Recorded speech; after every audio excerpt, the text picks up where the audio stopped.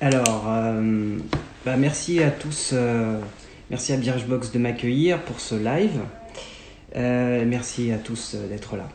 Alors, je vais commencer par me présenter. Moi, je m'appelle Thomas et je suis coiffeur depuis 17 ans aux Galeries Lafayette Haussmann.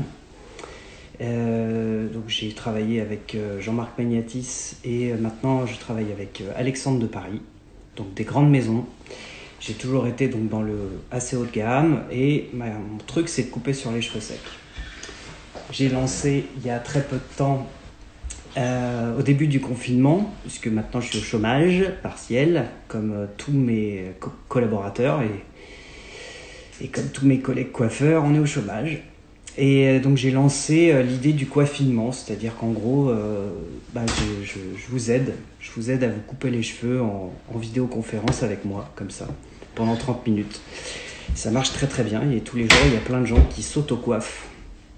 Donc j'ai pas fait une seule coupe de cheveux depuis 15 jours, et par contre, j'ai des gens se sont par centaines coupés déjà les cheveux, donc c'est plutôt très rigolo. Et du coup, je vais répondre à un certain nombre de questions que beaucoup d'entre vous se sont posées et que Birchbox m'a communiqué. Et la première, elle est plutôt cool puisque ça correspond à une vidéo que j'ai sortie il y a à peine une semaine. C'est: est-ce que faire une cure de sébum, c'est bien? Donc on rentre bien dans le vif du sujet. Est-ce que faire une cure de sébum pendant le confinement, c'est bien? Alors, je dirais que la réponse ne se trouve pas du tout dans la question de savoir si c'est oui, si c'est bien ou non, c'est pas bien. Je pense que ce qui motive les gens dans le fait de faire une cure de sébum, c'est de se dire je veux, espacer mes shampoings. C'est souvent ce qui revient après avoir interrogé plein de gens. Donc c'est je veux espacer mes shampoings parce que j'en ai marre de me laver les cheveux tous les jours. 2, le deuxième, c'est de se dire ok, est-ce que je voudrais moi ne plus utiliser des shampoings hyper chimiques, hyper dégoûtants, avec énormément de chimie lourde à l'intérieur qui m'agresse la tête. Et donc si vous voulez, le principe de savoir est-ce qu'il faut faire une cure de sébum, c'est-à-dire est-ce qu'il faut ne pas se laver les cheveux pendant 30 jours, c'est bien. Je dirais que si c'est pour ces raisons-là qu'on a évoquées, à savoir passer sur un produit plus sain, espacer son shampoing, alors c'est pas forcément la peine de ne pas se les laver pendant 30 jours. Parce qu'il faut pouvoir assurer derrière. C'est pas forcément... je veux dire, évident de ne pas se laver les cheveux pendant 30 jours, quoi. Donc du coup... Moi, par exemple, si je prends mon exemple, j'ai pu espacer mes shampoings de façon très simple en changeant de shampoing. C'est-à-dire que je suis passé moi sur des produits qui étaient différents, plus solides, plus biologiques, moins agressifs. Et du coup, oui, j'ai pu espacer. Et là, c'est une question de shampoing. On peut dire qu'il y a une raison, c'est du shampoing. C'est vrai, c'est un des facteurs qui fait qu'on va pouvoir espacer son shampoing. Et il y a plein d'autres facteurs. Il y a le facteur environnemental. Par exemple, moi qui suis normalement dans un salon de coiffure avec pas mal de produits en suspension dans l'air, à la fin de la journée, quand je retire mes lunettes, j'ai du brouillard, je vois plus rien. Donc j'imagine que ce brouillard est partout sur ma tête, sur mes cheveux et tout, donc il faut que je les lave. Et là, comme je suis confiné et que l'Île-de-France est vachement moins polluée, que je suis plus en contact avec les mêmes produits, les mêmes contraintes, et du coup, j'ai moins les cheveux qui graissent. Donc ça, c'est un exemple qui est déjà très fort. C'est que normalement, je me lave les cheveux peut-être tous les 2 jours, 3 jours maxi. Là, je peux pousser jusqu'à 4, voire 5. Parce que effectivement, la qualité de l'air est pas trop mal, quoi. Alors, on a ce genre de système. Il y a aussi tout ce qui va être hormonal, notamment chez les femmes, parce que vraiment, la fluctuation hormonale n'arrête pas de bouger, n'arrête pas de fluctuer. Donc, c'est très particulier. Donc si vous voulez, vous pouvez avoir par exemple une fluctuation hormonale vraiment sur votre cycle et du coup avoir les cheveux qui graissent de façon un peu inexplicable au départ. Vous avez plein de trucs aussi, vous avez le stress. Le stress, clairement, ça provoque vraiment plein de choses, quoi.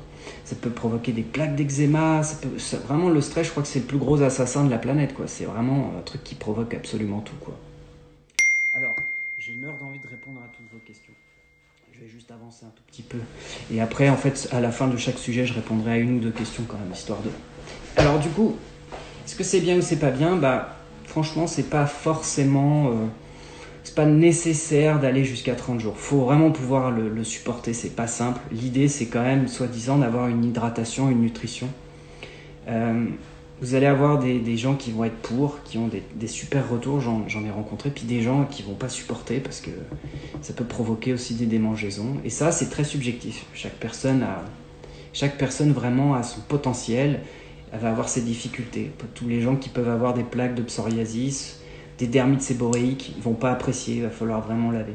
Alors ce qui est sûr, c'est que se laver les cheveux tous les jours, c'est pas forcément génial. Sauf si vous êtes vraiment, genre si vous bossez à l'usine par exemple, ou si vous êtes soumis vraiment à de la saleté. Là, dans ces cas-là, oui. Donc l'idée, c'est toujours de garder son hygiène. Voilà. On peut espacer. Mais moi, j'ai déjà, dans mon salon, j'ai déjà rencontré des gens qui ne s'étaient pas lavé les cheveux depuis trop longtemps. Et franchement, faut rester propre, quoi. Faut rester propre. Je vais répondre seulement juste à une petite question. Est-ce qu'on peut se permettre de se laver les cheveux une fois sur deux s'il graisse beaucoup? Bah, tu vois, ça revient, merci de me poser cette question, mais ça revient effectivement à se dire, on peut essayer d'espacer son shampoing. Je dirais, la première chose à vérifier, c'est est-ce qu'on a un shampoing agressif? Parce qu'effectivement, on peut tester, moi je fais pas mal de tests, et dès qu'un shampoing va être un peu agressif, c'est-à-dire vraiment bien sulfaté et tout, et ben, en fait, mon cuir chevelu, il a peut-être une tendance je le sens un peu agressé, et du coup, il va regresser très vite derrière. Donc, première chose, c'est que oui, on peut espacer si on n'est pas soumis à un jugement, comme là en ce moment, c'est pas mal d'essayer. Mais c'est peut-être d'abord le facteur produit qui va peut-être vous permettre de vous aider. Moi, ça m'a aidé. Après, le facteur environnemental vous aidera aussi à espacer. Alors, c'est bien parce que je lis la deuxième question et ça répond on répond en fait aux questions. Est-il bénéfique d'espacer les shampoings pendant le confinement? Il est bénéfique d'espacer les shampoings même hors confinement. C'est pas trop mal d'essayer tant qu'on reste dans le cadre de l'hygiène. C'est-à-dire que si on se lave les cheveux toutes les semaines, c'est cool, mais les gens qui se lavent les cheveux toutes les semaines, peut-être qu'ils n'ont pas les mêmes cheveux que moi. Moi, si je me lave pas les cheveux pendant une semaine, ça va pas paraître très très propre. Ça va même être un peu dégueulasse, quoi. Et moi, j'ai les cheveux fins, ils sont blonds, donc dès qu'ils vont être gras, ils vont être un peu brillants, ça va être moche. Puis on va me faire la réflexion, puis je suis coiffeur, donc si je me lave pas les cheveux pendant une semaine, je vais au salon, on va me faire « Ouais, bonjour, vous êtes sûr que vous êtes crédible dans votre métier ?»« Oui, monsieur. » Alors, j'ai remarqué que les femmes qui se lavaient pas forcément les cheveux... qui se lavaient les cheveux toutes les semaines, c'est des femmes souvent avec des cheveux très épais, très bouclés. Et ils sont souvent secs. Et donc du coup, elles ont souvent pas du tout les cheveux qui graissent. Et donc elles peuvent ne pas se les laver pendant une semaine et il n'y aura aucun problème là-dessus. Donc chercher à espacer son shampoing, je dirais que ce sera la conséquence, et je terminerai là-dessus, chercher à espacer son shampoing, c'est ce qui va se passer si vous choisissez souvent un produit qui est beaucoup plus soft et moins chimique, moins balèze, moins détergent. Parce que pour discuter avec énormément de gens au quotidien, là en ce moment, je me rends compte qu'il y a énormément de femmes et d'hommes qui ont parfois besoin de cosmétiques, d'un effet cosmétique. Que le 100% bio, le 100% dépourvu de tout ce qui va être cosmétisant, traitant, texturisant, va pas aller. Il y a plein de femmes comme ça. Et du coup, la réponse va se trouver dans le produit qui est plus un produit de synthèse, donc qui n'est pas un produit bio, clairement pas, mais qui vont avoir en fait un meilleur cheveu. Donc, souvent, l'espacement, ça va être la conséquence. Mais chercher à espacer pour chercher à espacer, c'est comme si je vous disais, ok, j'aimerais me laver moins souvent, que faire? Se laver moins souvent que faire, ça implique pas mal de questions sur le mode de vie et sur pas mal d'autres choses. Donc, pas trop se laver, oui, mais se laver quand même, quoi. Donc le choix du produit va vous aider, ça c'est sûr. Alors la question numéro 3 qui avait parmi toutes les questions récurrentes qui revenaient souvent, c'est, là on rentre dans le vif du coiffinement, de ce que j'ai nommé le coiffinement, c'est quelle technique pour se couper les pointes. Alors là, ça tombe bien, c'est mon quotidien tous les jours. Et en fait, je tenais déjà à dire devant tous les gens là, que s'il y en a que j'ai aidé, je les remercie parce que j'ai appris, je me suis rendu compte qu'en fait les gens, je le savais déjà, mais là, que les gens ont du talent, mais du talent quoi. Avec des ciseaux en plus qui coupent vraiment pas forcément très bien, mais on a fait des trucs super. Donc, admettons vous avez les cheveux trop longs. Là. Cheveux longs. On va prendre le basique de chez Basique. Hein.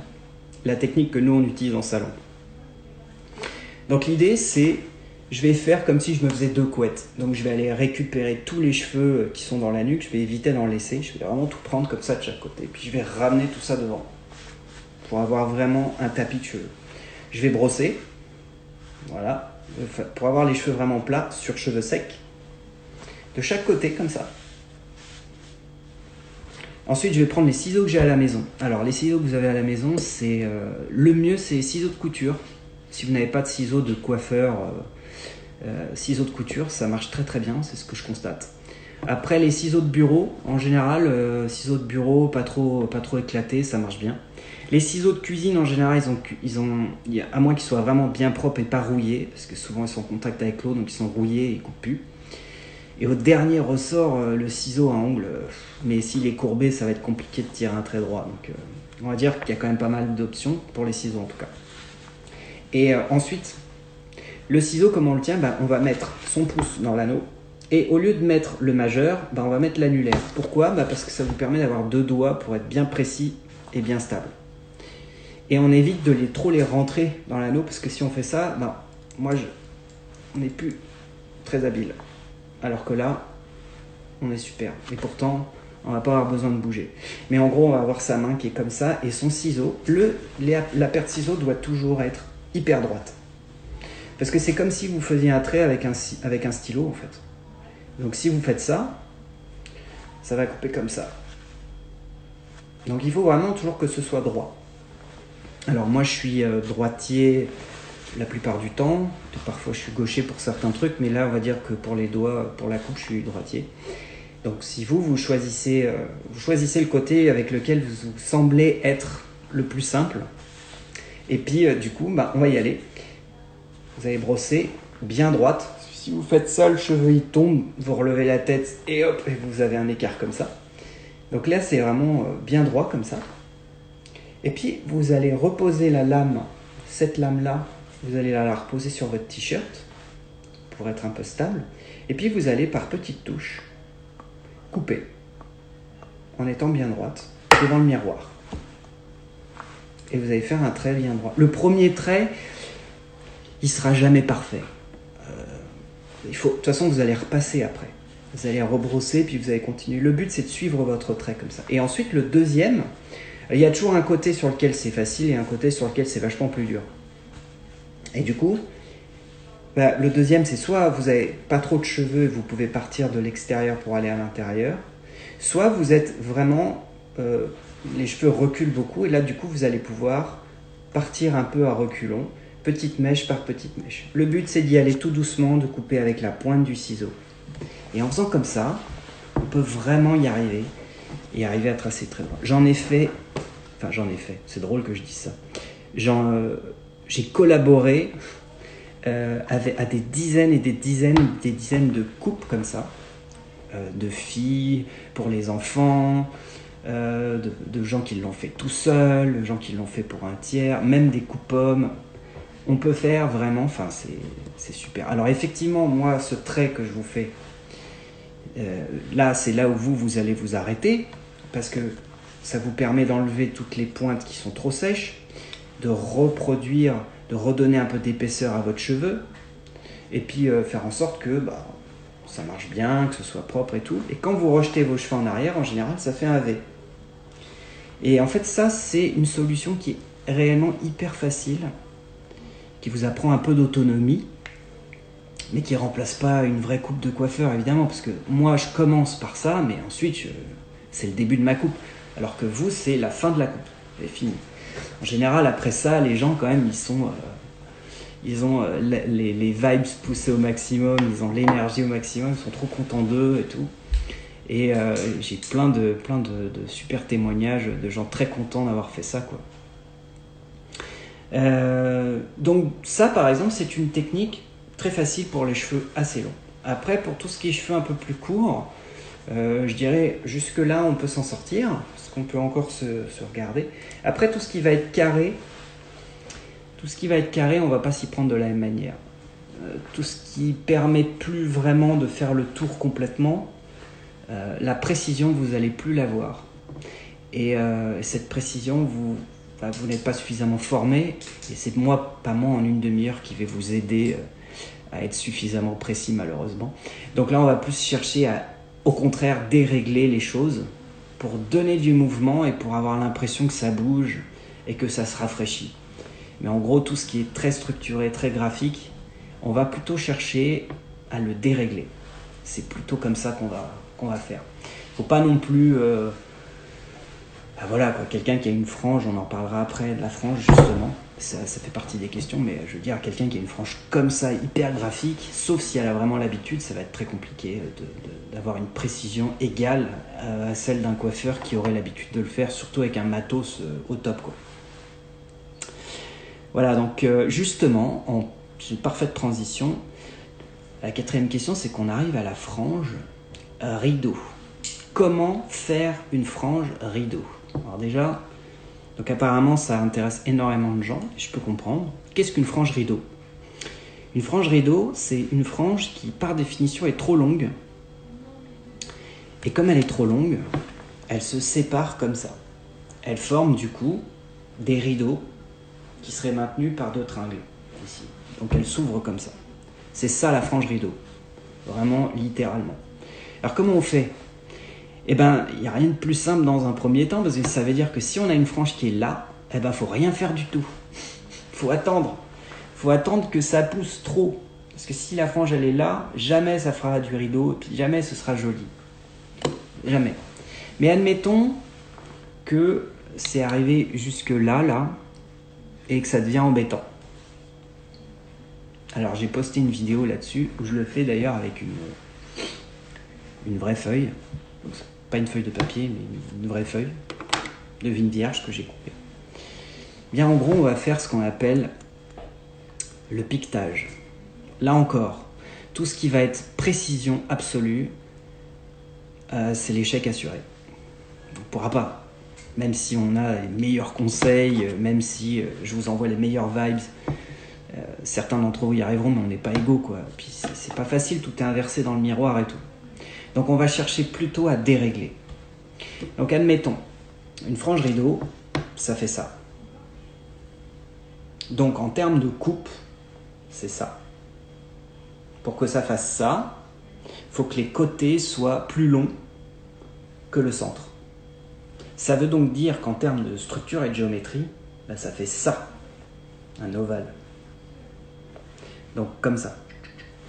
Alors ça veut dire que du coup, si par exemple vous avez un truc qui est vraiment un peu long, un peu sans forme et tout, vous allez devoir creuser et faire un espèce d'arrondi comme ça, pas trop marqué mais un peu quand même, pour que ça puisse s'évaser un peu sur les côtés. Et là on va utiliser le piquetage. Alors le piquetage c'est quoi? En gros c'est un terme qu'on utilise nous les coiffeurs. On s'en sert assez souvent. Le piquetage c'est bien pratique. Et on va appuyer par exemple son ciseau à la verticale sur son nez. Et avec la pointe, on va commencer à travailler entre les deux sourcils, ici. Toujours rester entre les deux sourcils. Et comme repère, on peut commencer de gauche à droite, comme si on lisait un texte de façon extrêmement lente, comme ça. Et on va rentrer et sortir de façon très précise, très patiente. Et ce petit piquetage, cette répétition de rentrer et sortir avec la pointe de son ciseau, en fait, ça va créer des micro-dents très fines et qui va dérégler, raccourcir et donner de la transparence aux cheveux et du mouvement. Et en fait, on fait comme ça du coup. On imagine un cadran de montre et on travaille tout en piquetage comme ça. Alors il faut être patient, ça se fait pas en 3 minutes, ça peut se faire en 10 minutes, un quart d'heure, mais au moins là on est sûr d'avoir quelque chose qui fonctionne bien. Et ces techniques-là, toujours sur cheveux secs, parce qu'on a besoin de travailler toujours dans la réalité. Moi j'ai toujours travaillé sur cheveux secs, parce que j'ai toujours considéré que la réalité des gens, c'était les cheveux secs. Les gens, ils sont, en proportion du temps, ils sont jamais avec des cheveux mouillés toute la journée, quoi. Jamais. Donc en gros, 90% du temps, ils ont les cheveux secs. Donc il faut travailler sur cheveux secs. Sinon, on a des résultats bizarres, on a des surprises. Enfin, c'est très particulier, quoi. Donc la frange, pas hésiter à la faire comme ça. Vraiment. Je recommence. Entre les deux yeux. Et puis je vais descendre. Ouais, comme ça. Tac, tac, tac. Et le fait de faire ça, donc prenez les plus petits ciseaux. Donc là, par exemple, si vous avez des ciseaux à ongles droits, petits, ça peut fonctionner. Si vous avez des énormes ciseaux, difficile parce que le moindre clic que vous allez faire, vous allez enlever un gros paquet de cheveux. Ça risque de faire vraiment des énormes dents, quoi. Donc à moins que vous ayez beaucoup de cheveux vers l'avant et qu'ils soient très épais, prenez le plus petit ciseau dont vous disposez. Et ça le fera. Ça ira. Ça fonctionnera. Donc ça, c'était comment on se fait une frange rideau. Et alors, il y avait une autre question, la question numéro 5, qui était assez rigolote. C'est comment rattraper un dégradé trop court. J'avais envie de dire, si c'est trop court, en général, faut laisser pousser. Mais pour aller un peu plus loin, si c'est un dégradé trop court, qu'est-ce que c'est un dégradé trop court? Eh bien, en fait, un dégradé, c'est très simple. C'est les écarts de longueur. Alors, ça tombe bien qu'on puisse aborder un peu ce sujet, si c'était une question récurrente. Un dégradé, les gens emploient ce mot-là à tort et à travers, mais c'est quoi un dégradé? En fait, un dégradé, c'est des variations de longueur. Exemple, j'ai une mèche qui s'arrête là, puis j'en ai une autre qui va s'arrêter ici. Entre les deux, c'est un dégradé. Et du coup, si c'est un dégradé trop court, ça veut dire que certains cheveux sont trop dégradés.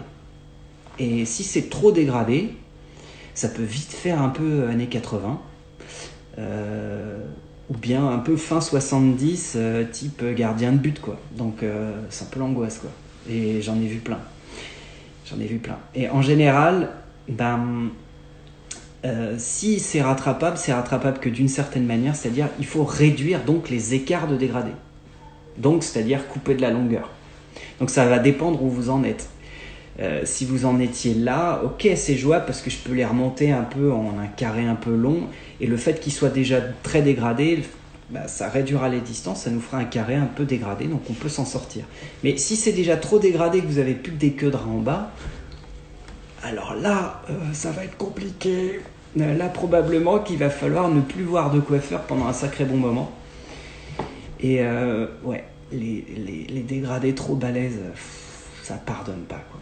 Ça pardonne pas. Ça fait tellement tout de suite années 70, 80. Et c'était quand même... la fin des années 70, le début des années 80, c'était pas les plus jolies coupes de l'histoire, quand même. On n'est pas dans le chic des années 20 ou des années 30. Là, pas du tout. Autant il y avait d'autres trucs sympas dans cette époque-là, mais là, non. Alors, j'ai une autre question derrière.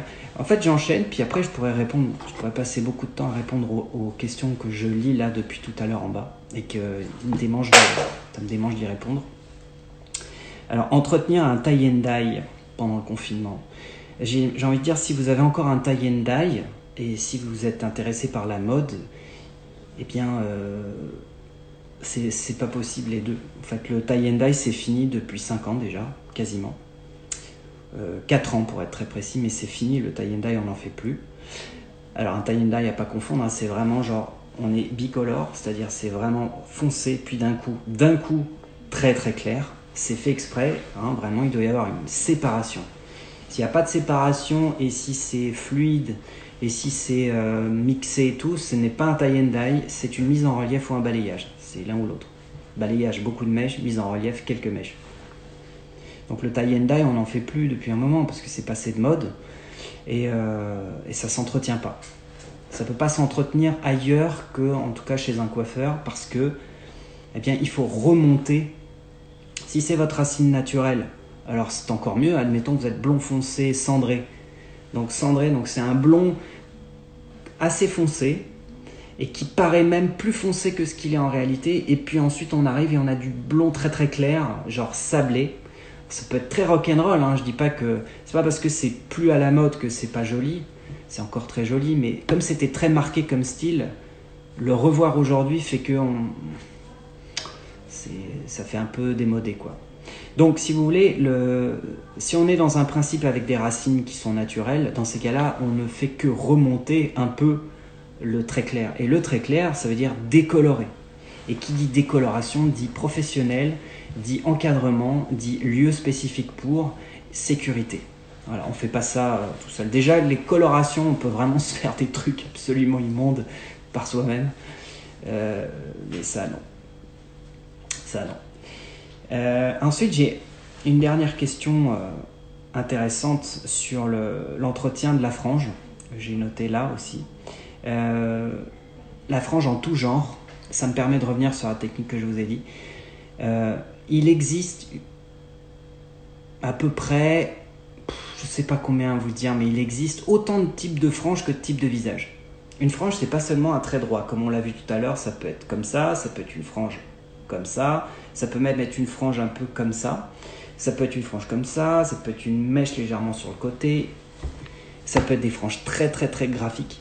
Comment entretenir ça pendant le confinement par vous-même avec le piquetage que je vous ai expliqué tout à l'heure. Si vous avez une frange extrêmement graphique, eh bien il va falloir sacrifier ce côté graphique pour pouvoir lui donner du mouvement, et donc en la piquetant de partout et en commençant toujours entre les deux yeux. Toujours, on ne commence jamais par un côté. Parce que si vous regardez bien, vous commencez ici, et jamais vous élargirez trop votre frange. Et vous l'élargirez trop à partir du moment où vous commencez là et que vous ne voyez pas en fait la perspective globale de votre visage. Et là, ça ne marchera pas, vous allez vous planter, quoi. Donc, peu importe ce qu'on a comme frange, la technique du piquetage est toujours adaptée, tout le temps. Et si vous avez une frange qui est extrêmement graphique, eh bien il va falloir un peu revenir dessus, et puis quand le confinement prendra fin, on pourra revenir sur quelque chose de très graphique. Moi j'adore les franges, j'en ai toujours fait beaucoup. Et aussi une dernière chose que je voulais vous dire sur la frange, avant de répondre à vos questions, on ne fait jamais une frange pour cacher quelque chose de son visage. Ça, je le constate beaucoup, puisqu'on parle beaucoup de la frange, qui est quand même ce qu'on appelle quelque chose qui se démode jamais. C'est un basique en fait, hein. C'est toujours bien. Une femme qui a une frange et que ça lui va super bien, elle sera toujours magnifique. Toujours. Les gens sont très attachés à la frange, hein, parce que c'est ce petit côté en plus. C'est très personnel. C'est vraiment très personnel. Je m'aperçois de ça quand je parle aux femmes et même quand j'entretiens les franges de mes clientes. Quand une femme commence à avoir une frange, elle aura du mal à s'en séparer. Vraiment. Et on ne fait pas une frange pour cacher quelque chose de son visage. Parce que la frange, c'est tellement quelque chose d'assez fort qu'au contraire, ça fait ressortir le visage. Ça fait ressortir des trucs sur le visage. Donc, si on veut planquer quelque chose, si on est en tendance en disant « Ah, mais moi, je voudrais plutôt cacher… » La frange, c'est l'inverse. La frange, on va tout voir, tout. Et surtout, la frange réussie, c'est quand on voit les yeux. C'est paradoxal de rabaisser du cheveu pour faire en sorte qu'on voit mieux le regard. Mais en fait, ça marche comme ça. C'est une histoire de contraste, en fait. La beauté, la coiffure, la mode, c'est beaucoup du contraste et du mouvement. On est censé rabaisser et on est censé, du coup, renforcer le regard. C'est contre-intuitif, mais pourtant, ça marche comme ça. Et si on veut planquer son front ou planquer son nez, j'ai eu une cliente ce matin qui voulait cacher son nez en faisant une frange. Et je lui ai dit, mais non, vous allez faire ressortir votre nez. Il va être encore plus gros, votre nez. Si vous l'aimez pas, faire une frange, ça va être pire, quoi. Et du coup, je lui ai demandé de mettre ses cheveux devant. Et lui ai dit, qu'est-ce que vous en pensez? Alors effectivement, elle dit, ah non, mais je peux pas faire ça. J'ai un nez énorme. Elle se plaisait pas comme ça. Et donc, moi, son nez me choquait pas. Et je trouvais que la frange aurait pu être cool. Donc, elle va me rappeler. Mais en gros, on ne cache rien avec sa frange. On fait tout ressortir. Il y a une espèce d'affirmation dans la frange qui est très particulière Et c'est très personnel, c'est pour ça que les femmes et la frange, c'est une longue histoire d'amour, parce que ça aide, apparemment ça aide, il se passe quelque chose dans la personnalité et ça aide. Alors je vais pouvoir répondre à vos questions, parce que j'en vois plein. Peut-on te joindre en privé pour parler d'écolo et confinement? Évidemment tu peux, aucun problème. Que faire pour la peau grasse? Alors, ça va dépendre de pas mal de facteurs, mais sache que, comme je le disais tout à l'heure, l'environnement a une part de responsabilité énorme. Et je vous informe, je ne sais pas si vous êtes au courant, mais moi je m'aperçois que j'ai la peau hyper sèche en ce moment. J'ai fait quelques recherches et en fait, depuis le confinement et à cause du virus, les autorités ont décidé de chlorer l'eau beaucoup plus que d'habitude. Ce qui fait que lorsqu'on se lave, du moins en Île-de-France, il y a une odeur de chlore d'ailleurs, moi je me croirais à la piscine par moment, alors que c'est pas ça d'habitude. Et ça assèche énormément la peau. Donc déjà ça déjà faut le savoir, je vous en informe. En tout cas, que faire pour une peau grasse? Eh bien, je dirais que là, tu as pas mal d'options. Regarde par exemple si c'est chronique, si c'est systématique, si c'est tout le temps ça ou si c'est par étapes. Pour déjà isoler, voir si c'est pas dû à un cycle hormonal, à mon avis. Après, regarde aussi si c'est pas le cycle hormonal, si c'est les produits que tu utilises. Ça peut jouer. Ensuite, moi, ça a l'air bête, mais pour hydrater ma peau, j'utilise quand même pas mal de choses qui peuvent être très différentes. Mais il y a pas mal de solutions pour nettoyer, purifier la peau, mais toujours en évitant de l'agresser. Ça fonctionne aussi sur le cuir chevelu. Une peau grasse peut être la résultante d'une agression systématique et quotidienne. Là où les gens ont raison quand ils font la cure de sébum, enfin quand ils disent qu'ils veulent la faire, là où ils ont raison, c'est de faire la causalité, de se dire voilà, j'utilise des produits trop agressifs et trop fréquemment. C'est vrai. Après, de là à faire 30 jours sans lavage, je les suivrai peut-être pas là-dessus. Moi, 30 jours sans lavage, oh mon Dieu. Je porte une Charlotte au travail, donc c'est tous les jours que je lave mes cheveux. Eh bien, je n'ai absolument aucun reproche à te faire et je ne te condamnerai en rien de faire ça. Parce que je comprends très bien, et dans ma vidéo sur la cure de sébum, je parle à une dermatologue qui est du Dermo Medical Center. Et dans les commentaires, elle se fait pas mal houspiller parce que elle dit, bah écoutez, les gens qui se lavent les cheveux tous les jours, eh bien, ils ont qu'à se les laver tous les jours et c'est pas grave.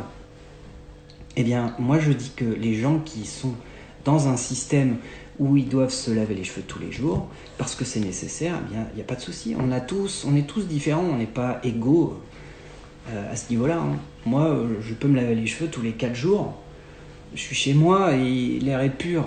Enfin, pur. Moins pollué que d'habitude, quoi. Alors, d'autres questions.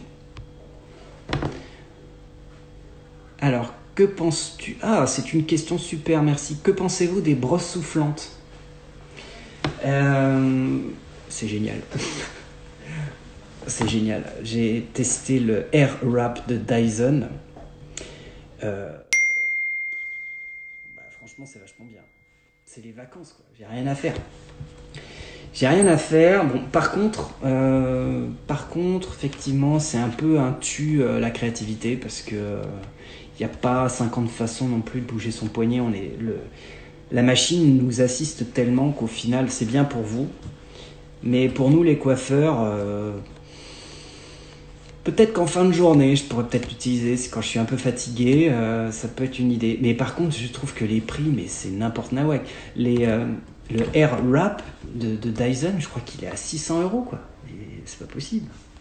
Accessoirement aussi, c'est pas Dyson, si on prend que cette marque-là, ne se positionne pas du tout sur le marché de la coiffure. Ça se voit parce que les produits sont pas très robustes. Donc je pense que ça ferait pas long feu en salon, quoi.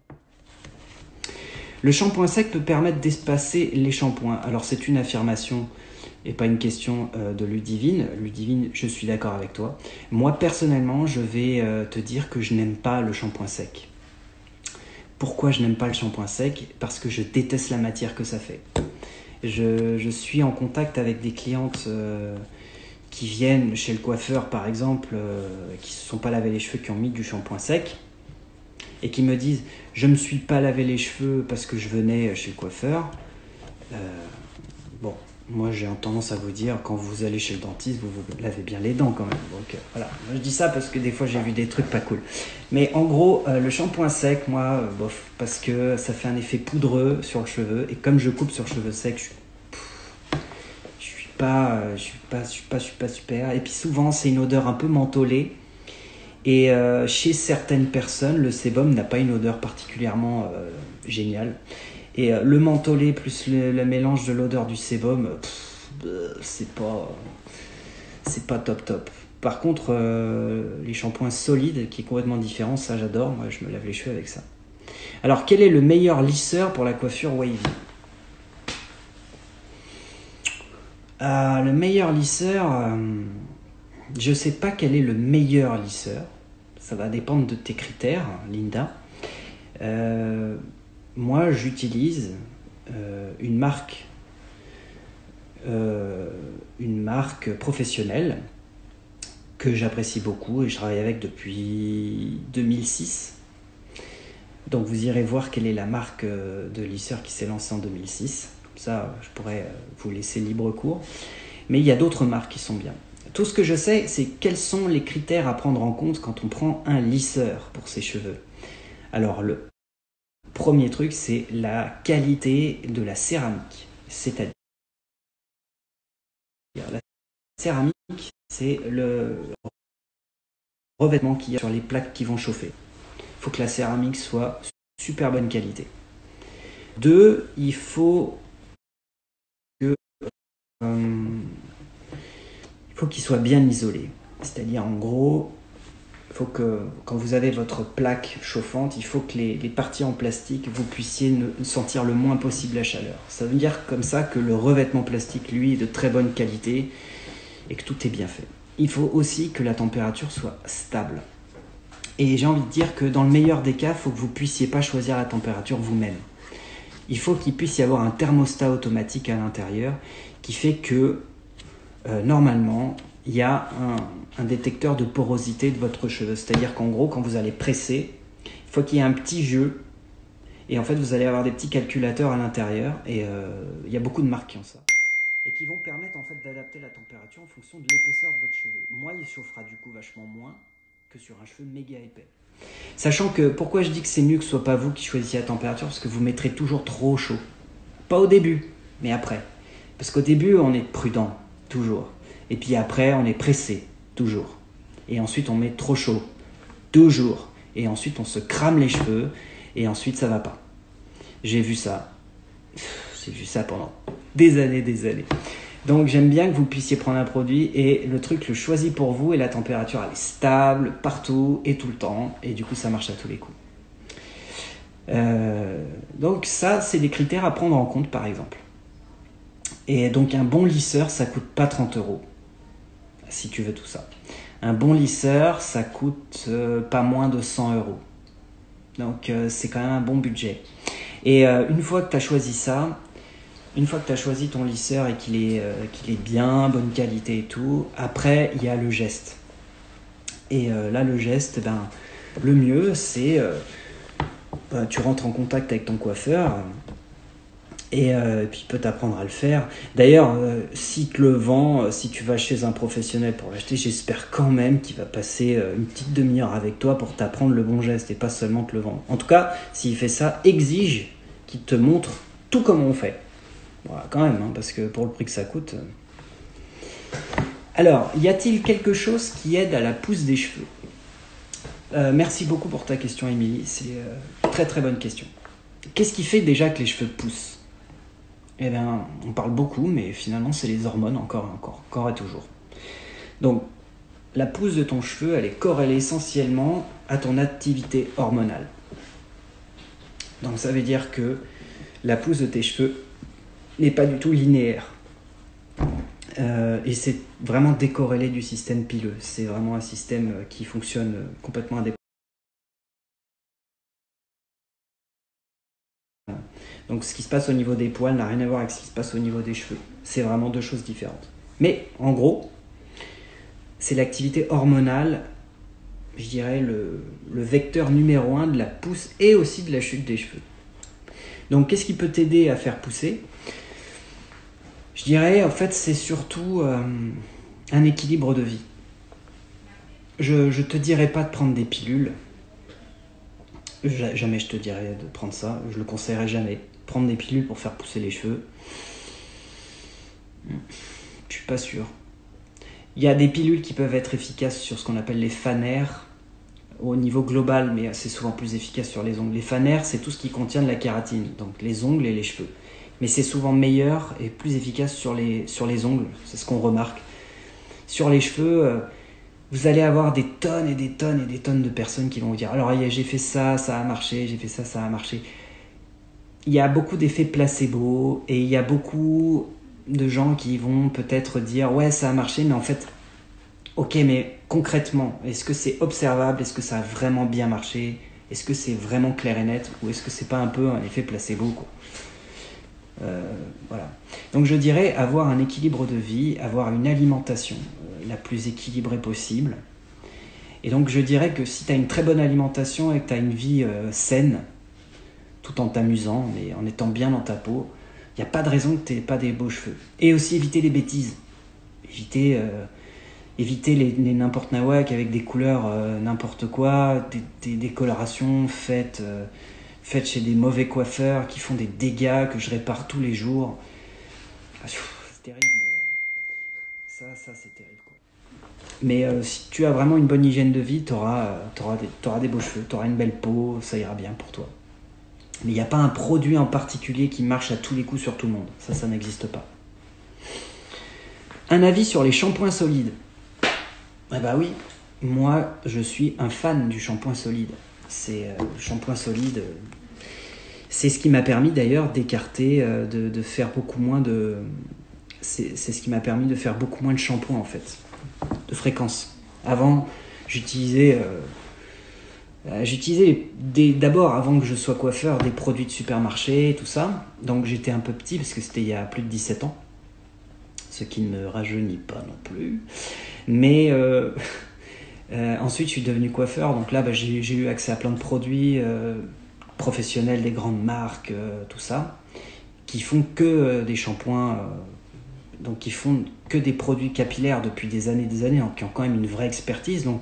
Donc j'ai été habitué à cette espèce de cosméticité qu'on retrouve dans les produits professionnels. Bon, et j'ai pas un cheveu très exigeant, donc j'ai pas été fasciné outre mesure. Mais après, moi, c'était juste par rapport à l'écologie. Voilà, quand j'ai appris, j'ai regardé ce qu'il y avait dedans, les produits, j'ai commencé à scanner sur Yuka ou Winky, j'ai vu les notes pas possibles qu'il y avait ces produits-là, qu'il n'y avait même pas la moyenne, mais très très loin d'avoir la moyenne. Je me suis dit, c'est quand même... oh là là, comment faire? Et donc, là, j'ai cherché, et ça, je remonte de ça en 2008, hein, donc ça fait plus de 10 ans que moi je m'intéresse au bio dans le shampoing. Et donc, Logona, Cattier, toutes ces marques-là que j'ai commencé à regarder, mais j'avais des cheveux longs, moi, à cette époque, et j'avais des cheveux moches, parce qu'il n'y avait pas cet effet cosmétique dont je vous ai parlé plus tôt dans le live, dont j'avais peut-être un peu besoin, moi, parce que comme j'avais des cheveux blonds, je voulais qu'ils soient un peu brillants quand même, je voulais pas avoir trop de cheveux ternes et tout, puis j'avais des cheveux ternes. Shampoing à l'ortie que j'avais, super, c'est bio, c'est génial. Je m'achète un peu ma morale, je me dis, ouais, mais j'ai des cheveux moches, quoi. Donc bon, un peu dommage. Et puis, j'ai découvert l'Amazona, j'ai découvert des marques comme ça, pour ne citer qu'elles, il y en a plein, hein. Shampoing solide. Et en fait, là, j'adore. J'adore. Parce que ça fait une mousse qui est différente. Ça fait pas une grosse mousse. Là, vous pouvez scanner dans tous les sens sur toutes les applications super notes, super naturel, ça sent bon. Voilà. Alors, par contre, encore une fois, moi j'ai des cheveux fins, j'en ai beaucoup, mais ils sont fins, faciles à laver. Mais vous avez des gens chez qui faire un shampoing, c'est une épreuve. Et je vis avec quelqu'un, c'est tous les jours l'épreuve. Donc, le shampoing solide, c'est pas toujours facile de se le frotter sur la tête partout comme ça. C'est très compliqué, donc ça peut être un J'ai trouvé une astuce, c'est que si vous avez une râpe à fromage, vous pouvez râper votre shampoing solide pour en faire une poudre. Et ça va être beaucoup plus simple à utiliser. Vous mettez ça ensuite dans un contenant qui est facile, style une grosse salière avec des gros trous. Et comme ça, vous pouvez verser votre poudre. Et ça va être plus facile parce que le geste n'est pas si éloigné que de se verser le liquide du shampoing. C'est presque pareil, sauf qu'il y en a un c'est de la poudre et l'autre c'est du liquide, c'est pareil. Un c'est de la poudre et l'autre c'est du liquide, c'est pareil. Donc ça vous aidera. Et ce sera plus facile pour répartir, pour mettre du produit partout. Donc ça c'est mon petit truc. Et ça vous permet aussi d'avoir une idée extrêmement claire sur qu'est-ce qu'il y a dans votre produit quand vous le râpez. Si c'est un produit qui n'est pas gras, ça fera une poudre extrêmement fine, très volatile. Et si c'est un produit très gras, ben, ça fera en fait des copeaux et qui seront beaucoup plus épais alors que ce sera râpé avec la même râpe à fromage. Ce sera pareil. Et vous verrez en fait que ce sera beaucoup plus huileux. C'est une façon en fait de plus avoir une meilleure connaissance du produit que vous allez utiliser en le transformant mécaniquement déjà. Vous allez vous apercevoir de sa chimie en fait. Donc vous allez être plus proche de ce que vous allez utiliser, plus proche de vos cheveux aussi. Donc étant coiffeur, je suis bien au courant que les produits de synthèse sont utiles par moment pour certaines personnes, donc je ne crache pas dessus. Mais je suis aussi pour qu'on avance et qu'on fasse des efforts au niveau de soi, mais aussi au niveau de la planète, puisque sur un shampoing conventionnel, on rejette des microplastiques, c'est prouvé aujourd'hui. Donc un microplastique, ça va être des fines particules de plastique qui s'agglomèrent et qui forment des billes. Et ces billes, on va les retrouver dans l'océan parce qu'elles ne seront pas filtrées. C'est trop compliqué. Et les filtres bactériologiques qu'il y a ne vont pas dissoudre, ne vont pas complètement réduire ce plastique. Donc ce simple truc de se laver les cheveux fait qu'on pollue. Donc c'est comme, voilà, je me dis, qu'est-ce qu'on peut faire? Donc shampoing solide, moi ça me va, esthétiquement et moralement, donc plutôt bien. Maintenant, après, à vous de voir si vous avez besoin de cosmétiques pour avoir des beaux cheveux et dans quel choix vous êtes. Est-ce que vous êtes OK pour avoir pas des très beaux cheveux et un peu de terne, mais vous êtes moralement cool et droit dans les basques, ou bien vous vous dites, ouais mais non, mais moi j'ai quand même envie d'être belle avec mes cheveux, avec des beaux cheveux quoi. Et ça, c'est un choix un peu cornélien, difficile à faire, parce que clairement, vous avez des gens qui ont besoin de cosmétiques. Quelle marque de shampoing bio est respectueux pour nos cheveux nous conseiller? Eh bien, j'en ai parlé, donc c'est Cathy est pas mal, l'Amazona pas mal, Pachamay aussi, c'est pas mal. Ça, c'est des marques qui sont bien. En plus, l'Amazona, c'est français, fabriqué en France. Packaging, il est ridicule, c'est un petit bout de carton, un petit bout de... Ouais, c'est franchement, il y a des gros efforts de fait. L'Oréal est en train d'ailleurs de faire des virages à 190 degrés. Pourquoi sur cheveux secs? Eh bien, merci pour ta question. Je vais répondre peut-être encore à une ou deux questions, puis ensuite je vais terminer ce live. Mais en gros, je pourrais répondre toute la journée à des questions... sur chacun a ses propres questions, donc c'est chouette. Mais pourquoi sur cheveux secs? Parce que c'est la réalité des gens. Vous demandez par exemple à des femmes qui ont des cheveux très bouclés, j'en ai beaucoup, j'ai une grosse clientèle de femmes avec des cheveux bouclés. Eh bien, ces femmes-là, leurs cheveux bouclés, quand ils sont secs, quand ils sont mouillés, n'ont rien à voir. Donc couper sur un cheveu qui est mouillé, c'est déjà un cheveu qui n'est pas quotidien, qui n'est pas réel dans le quotidien, du moins proportionnellement à la réalité des gens. La plupart des gens, ils passent plus de temps avec les cheveux secs qu'avec les cheveux mouillés. Donc si vous coupez sur cheveux mouillés, eh bien, vous allez seulement avoir une idée vague de ce que ça va rendre une fois que le cheveu sera sec. Mais si vous êtes sur un cheveu qui est directement sec, vous êtes directement dans le résultat et dans le visuel. Ça permet à la cliente de voir en temps réel ce qui se passe et de se rassurer, de se dire ce qui se passe devant le miroir, je l'aurai demain et après-demain et le jour d'après encore. Ça permet aussi d'avoir un cheveu qui n'est pas contraint. Parce que quand il est mouillé, on ne peut pas faire 50 trucs avec. Alors que quand il est sec, on peut vraiment le prendre dans son tombant naturel et on peut le travailler. Moi, je travaille mèche par mèche. Moi, je mets 40 à 45 minutes pour couper chaque personne. Je fais pas ça en 20 minutes. Donc moi, je prends le temps vraiment de le faire bien. Mais ensuite, les coupes sont hyper dessinées et elles fonctionnent bien. Elles sont dans le mouvement des gens. Et c'est comme un vêtement qui serait avec un textile qui est fait pour vivre au quotidien. Et comme les gens, en fait, bougent, travaillent, font du sport, sont hyper actifs et sont dans une contrainte permanente qui est la contrainte de la vie, eh bien, moi, j'aime bien, du moins dans les cheveux, à ma petite échelle, j'aime bien en fait enlever des contraintes aux gens et me dire, ok, cette coiffure-là, cette coupe que je vous ai fait, eh bien, elle peut fonctionner dans votre vie au quotidien. Elle sera toujours bien. Elle reviendra toujours en place, elle sera toujours coiffée. Pourquoi les cheveux secs ? Pour toutes ces raisons. Et j'ai commencé ma carrière en apprenant directement ça. J'ai passé mes examens en faisant directement cette technique. Et d'ailleurs, c'est très folklore parce que c'était trop drôle. Quand j'ai passé mon CAP, tout le monde a mouillé les cheveux et ensuite a coupé. Et moi, je suis le seul mec qui a commencé à allumer son séchoir et tous les examinateurs se sont tournés vers moi en disant « Mais qu'est-ce qu'il fait ?» En fait, j'étais en train de sécher les cheveux pour les couper ensuite. Moi, j'ai quand même eu tous mes examens facilement. Alors, je vais répondre à une dernière question et puis ensuite, je vais terminer ce live. Pour toutes celles et ceux qui ont encore des questions, n'hésitez pas à me les envoyer en message privé. J'essaierai d'y répondre parce que je sais que les questions cheveux, il se passe quelque chose avec les cheveux. Ok, alors je vais vous sélectionner. Conseil pour couper les pointes, là j'en ai un petit peu parlé déjà. Super le conseil pour la frange, je te remercie Corinne. Pourquoi on a toujours la box d'avril ? La frange revient à la mode, c'est un commentaire en fait c'est intéressant, mais la frange n'est jamais passée de mode. La frange est un basique.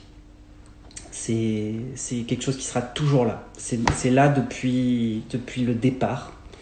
Depuis l'Antiquité, les gens ont des franges, et maintenant on a encore des franges. Donc ça aurait pu être très sympa de parler même mode, la différence entre un style, une mode et un courant, c'est toujours très différent. Alors je vais répondre à Crum. J'ai fait une coloration végétale il y a 2 mois, les racines blanches repoussent. Dois-je attendre mon prochain rendez-vous chez ma coiffeuse ou je peux faire mes racines avec une coloration végétale ? Alors, déjà bon courage pour trouver une coloration végétale à proprement parler, vraiment végétale et saine, en supermarché ou en grande surface. Bon courage. Et même chez le grossiste. Donc, je serais toi, je ferais pas ça. Et puis, la coloration végétale, c'est très dur à contrôler. Je m'explique.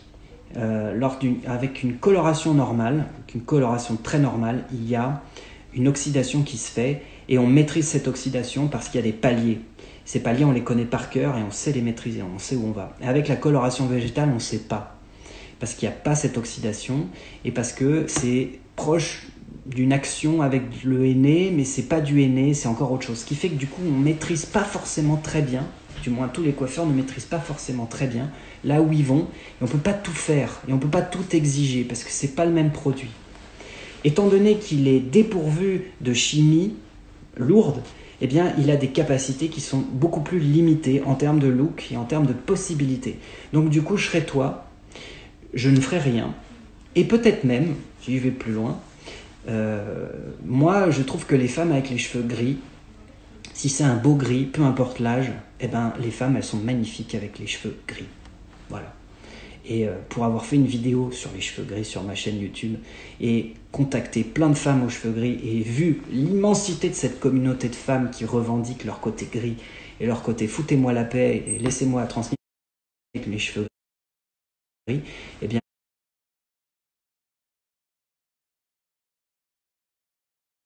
moi, j'encourage les femmes qui ont cheveux gris, cheveux blancs, si elles ont envie et si elles ont envie de se faire des colorations, et je vous le dis en toute honnêteté, je suis coiffeur, hein, donc je vends de la couleur aussi, faites-le, ne vous laissez plus...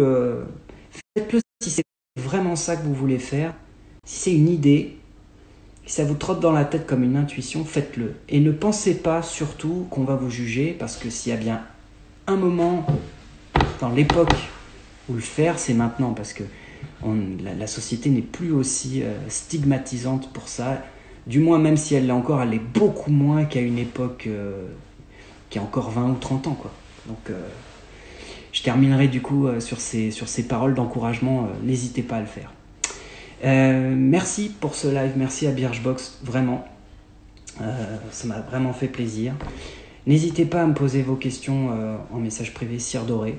J'essaierai de répondre à tout le monde en prenant plus de temps.